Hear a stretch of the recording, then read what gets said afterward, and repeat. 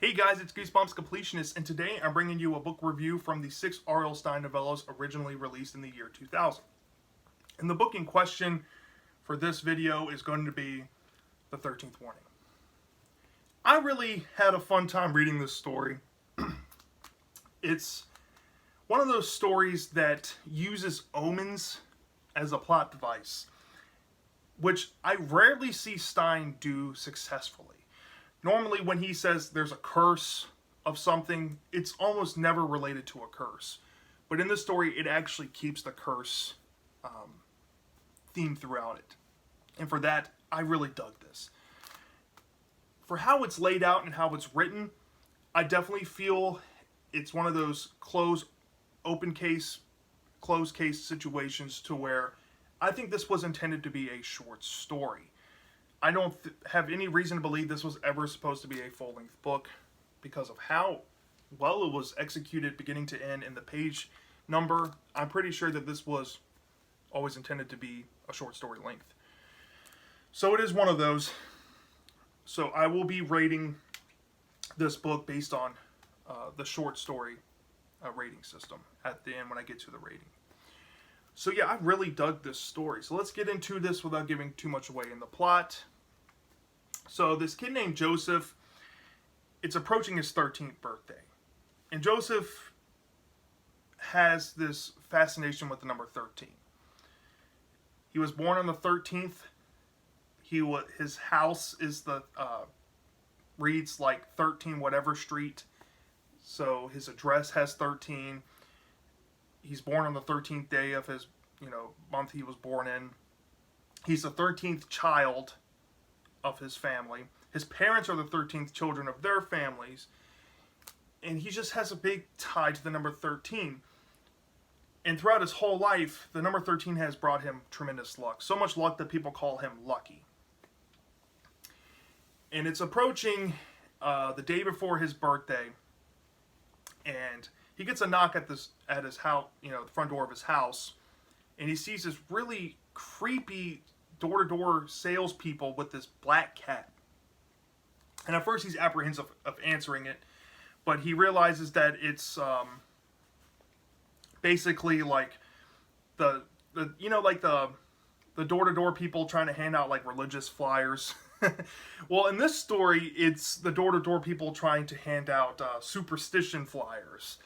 And they tell this kid, they have this bad feeling just by meeting him. It says, you are plagued by the number 13. You should stay away from that number because we feel that if you get too many 13s in one day on your birthday tomorrow, you will be cursed. And Joseph doesn't think anything of it. He thinks these people are crazy. There's a scene dealing with the black cat digging into this old lady's shoulder that's very creepy, and like the cat's like staring into the soul of Joseph. And it creeps Joseph out, and he basically shuts the door on the people and just wants to walk away from the situation. But as soon as this interaction is over, Joseph starts to feel odd, like something's off. His luck is kind of turning on and off. It's kind of flickering. After a couple close calls, he decides to go to bed and wake up the next day and start the day fresh because his luck's been kind of on the suckier side. When he wakes up, he notices that he's going to be late for his day. Luckily, his luck kicks back on and stuff, and he doesn't really have to worry about his luck draining on his 13th birthday.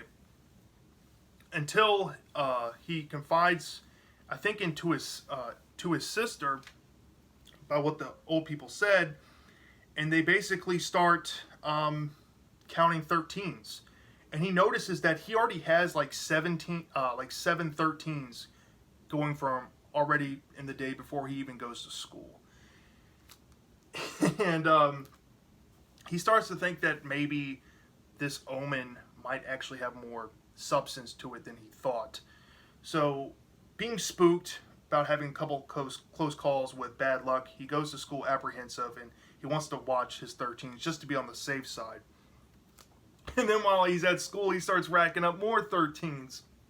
He racks up one, He racks up another. There was a funny one dealing with a substitute teacher that comes to his class, and the substitute teacher learns that it's his birthday, and orders him a baker's dozen of donuts, which is 13 donuts. And he's spooked by that, and he has to go to his birthday party later that night, and he's like, well, they're going to have plates, they're going to have napkins, silverware. There's so many chances to get more 13s. By this point, he's already racked up like 9, 10 of these 13s, so he's really starting to panic. He's starting to get into the belief that this omen is real.